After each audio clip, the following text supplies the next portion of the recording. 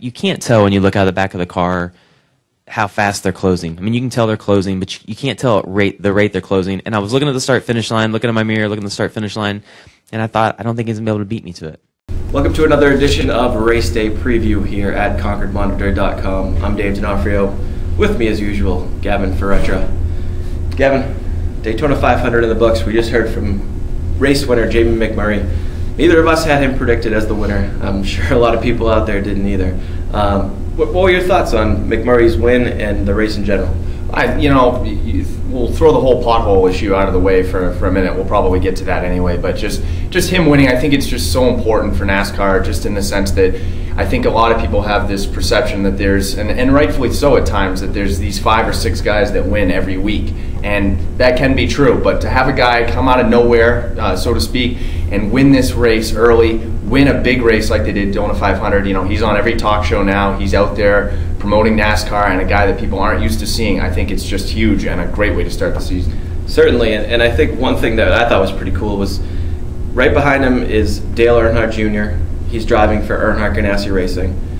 Just behind him is Greg Biffle from the team, the Roush Fenway team that released McMurray at the end of the year. I thought it was just kind of poetic justice, and I think maybe in the back of his mind that's what had McMurray so emotional at the end too. Yeah, I think so, and he had just he raced such a good race. He just was smart about it and did the right things, and it was so fun to see Dale Earnhardt Jr. I'm watching that whole race. I stayed with it the whole time, and I forgot about him. Yeah. I really did, and all of a sudden here we are in the last lap, and he's coming literally out of nowhere. I know we say that a lot in these things, but he literally came out of nowhere, and I was like, wow, I can't believe that Dale Earnhardt has made his way up into second place, and he looked like he was happy with just kind of hanging on to that. It didn't look like he tried to make a run to pass McMurray, and it was just a solid finish. Yeah, he didn't try to go high, didn't try to go low, and I think at that position it was probably the smart move. He didn't have enough track to catch him.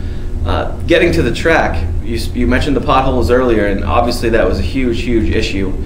I think that the potholes were worse than the rain the year before. Nobody wants to see a rain-shortened race. But I think even beyond that, nobody wants to see a race delayed for so long by a problem like that. Yeah, and I think to a certain extent it's a good thing that it happened at Daytona, in the sense that I think a lot of people are going to stay with the Daytona 500 and finish watching that race. They want to see who wins. They are going to hang on. I'm sure they lost viewers. That's going to happen. But if this comes in the middle of summer in Phoenix, they're losing everybody. Nobody's tuning in to see who wins that race. So I think that it's bad that it did happen at Daytona. There was almost 3 hours of delays when all was said and done, but we did get a great finish, and I think the majority of race fans were patient enough to hang on and realize that it wasn't anything anybody could control, just one of those things that happens. It's true, but it's going to test the patience of any race fan when you set your DVR for 6 hours. And it's still not enough to get the end of a race. So it'll be interesting to see how NASCAR reacts to that problem. Thursday they went through the process at Daytona of fixing the problem, hopefully for July's race, but maybe it's a case of too little too late. Yeah, maybe so, but I think I'm on the other side of the fence on that, in that it did happen at Daytona. It is a bad thing, but I think the majority of people, like I said, did hang on and finish watching that race, and we did get such a solid finish that it didn't hurt me enough to want to tune out. I stayed with it, and I thought Fox did a nice job with the interviews in between and staying with drivers. It was kind of a unique perspective. You heard a lot of them say, yeah, I got a chance to grab something to eat, go to the bathroom. I mean, when do you ever hear that kind of thing during a race? So it was kind of a hit or miss thing, but for the most part, I thought it was a good day. Yeah, and now moving on to Fontana here. Expectations for this week. When you look at Jamie McMurray and you think of him in the historical context, Kevin Harvick won Daytona in 2007. He has not won a points-paying race since. Ryan Newman won Daytona in 2008. He has not won a points-paying race since. Matt Kenseth won the Daytona 500 in 2009. He won this race. He's the only one to win a race after winning at Daytona. So I think if you're Jamie McMurray, you're happy with a top 10, top 15 car this week. Yeah, absolutely, and I think he needs to kind of follow up that Daytona race with something good, given the fact that, like we mentioned before, he has been on all the big programs, on the late shows, on the early shows, and you want to follow that up, because if he is drawing in some people that have he has a great personality, and I think if you see some people that have been drawn in by him, they want to see what he does this week. So if he can follow that up with a solid race, I think he can pave the way for the future for himself. Definitely, and I think one thing I'll be expecting this week is a strong performance from the Roush team and from the Hendrick team. You look at the top 9 in average finish at this track over the past 3 years, all of them have relations to those teams. Jimmy Johnson, a 2.8 average finish in the last 6 races, including 3 wins. Matt Kenseth is next. Jeff Gordon is after that. Then we have Kyle Busch, who was with Hendrick previously. Carl Edwards, Tony Stewart, whose engines are Hendrick engines. Biffle, Reagan, both Roush guys. And then Vickers, who is also a previous Hendrick driver. I don't know what it is about these guys or these teams, but they certainly seem to have things figured out at this facility. Yeah, like we mentioned last week, I'm kind of a Roush guy. I do follow them a lot, and I was just looking back at some stats earlier today, and I do find it interesting. They have won the last 5 races there. Kenseth has won the last 3 of those 4 there. Edwards and Biffle also picking up wins. So they seem to have this track figured out, so I would expect big things from them this weekend. Those guys are obviously guys to watch. The guy I'm going to be paying closest attention to is Matt Kenseth. This week, dumps his former crew chief after just 1 race in this season at a track they won last year together.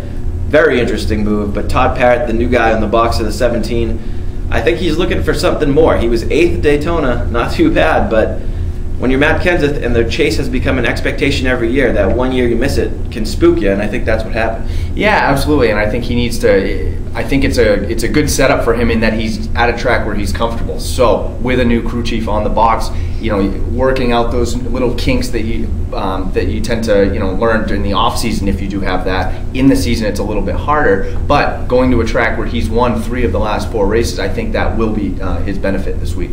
Yeah, and his teammate David Reagan, I think, is another guy I'll be keeping an eye on. He's a guy who last year had a very, very disappointing season. Some had predicted him in the mix for a chase spot, and he finished well back in the pack in the 20s. He's a guy who had a decent run at Daytona, led a couple of laps. He's had good success here historically.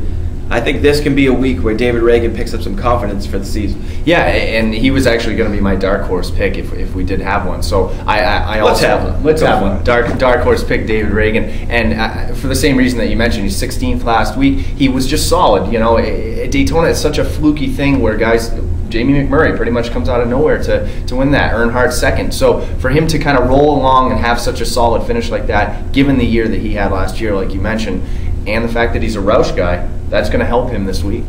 You see on the screen here, Gavin a little better than me in fantasy last week.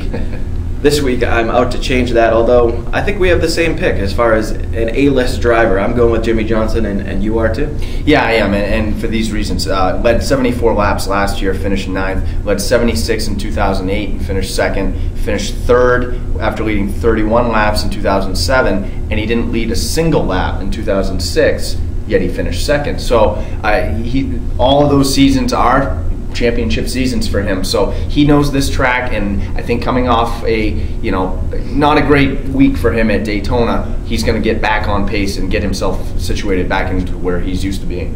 A couple of B-list drivers I'm looking at: Kenseth, as I mentioned earlier, Jeff Burton. The other RCR teams had strong runs at Daytona. Burton was kind of just okay. I think this is the week he shows that team is back a little bit. MIC list driver, why not Sam Hornish Jr.? Sam Hornish Jr., good pick. I like that pick. I'm going to go with AJ Allmendinger, I think, for my C list, and for the reason of last week. He was running in a top 5. He was up front for a little while. He had such a good car, and then he blew a tire, and all of a sudden the whole car is on fire. So that has to be such a disappointing finish for them. But so many good things that they did last week, and I think they can build off of that moving into this weekend. Let's put the money where the mouth is once more. Winner, I'm going with Greg Biffle, the 16, very strong last week, very strong here historically. Roush loves this track. I'm going with the 16. Yeah, and I got to go with the Roush guy too. I mean, I'm going to go with Carl Edwards. He is one of my favorites, but I think just for the reason he had a strong race last week, and he's been very strong at California, winning 2 years ago. So I think he will get himself back on track. And he had a good car last week too. He finished 2nd in the nationwide race, and he was ended up 9th in the Daytona 500. So I think he will move forward and have a good race this weekend. Cousin Carl, there's the pick from Gavin. My pick, Greg Biffle. We'll see how that stacks up next week. Thanks for watching. Take care.